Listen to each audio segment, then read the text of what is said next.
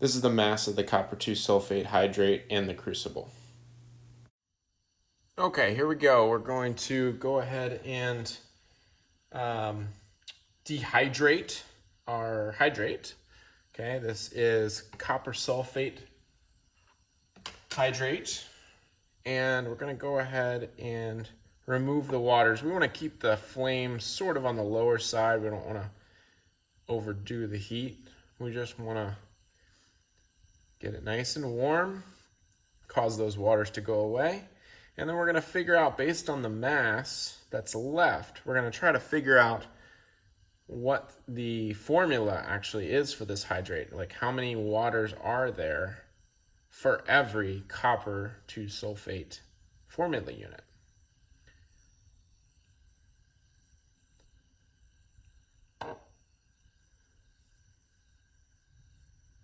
This takes a moment, but you can start to see, hopefully, a little bit of a change in the color.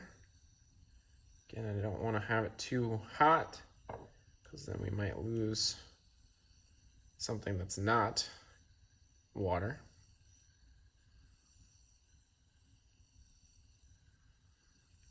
Spread out that heat a little bit.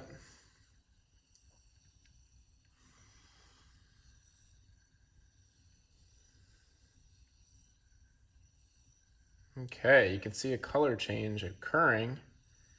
Kind of an interesting thing that when hydrated, copper 2 sulfate, has one look, and when dehydrated, it has a very different look. This is actually something that happens in a number of instances. Sometimes they change color. Sometimes hydrates change texture a bit. There's usually some sort of change, though, that occurs to the hydrate when you remove the waters. Now, as we learned in the last lab, removing water is not always easy, right? Water doesn't like to go. It's sort of on the sticky side. So if you look underneath the surface, you kind of break up that surface, you can see that it's still quite blue. And so I'm going to have to make sure that I expose some of that from time to time to get more of those waters to evaporate.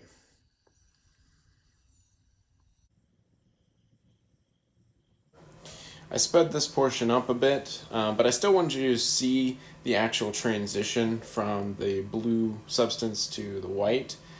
So still, watch this portion, but there'll be more talking in a little bit.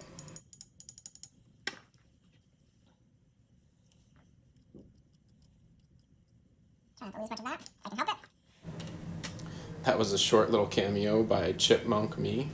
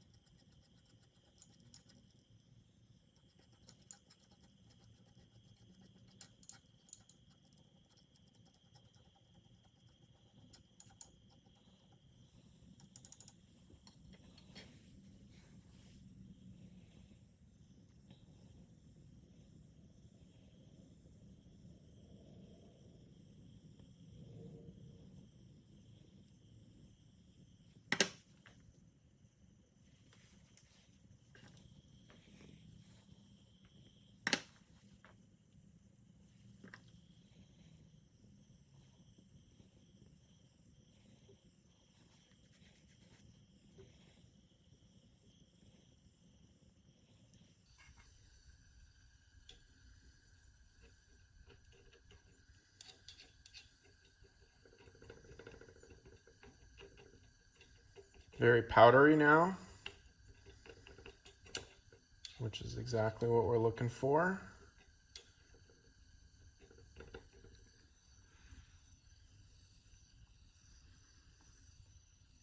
Breaks up pretty easily.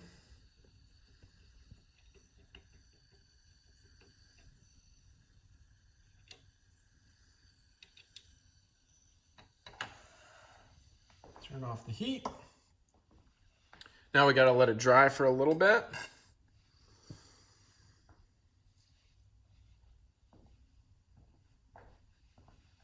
Or cool down, I mean, not dry. It's already dry. Final mass. Okay, I have one more thing to show you, and that's that a dehydrated compound can always be rehydrated, of course. Right? And so you can let it just sit overnight, and overnight it would actually start to regain the waters because it would pull them from the air. But we don't want to wait that long, so let's go ahead and add a little bit. And you can see that that blue color immediately returns to the compound. Did you see that steam? Yep. There we go.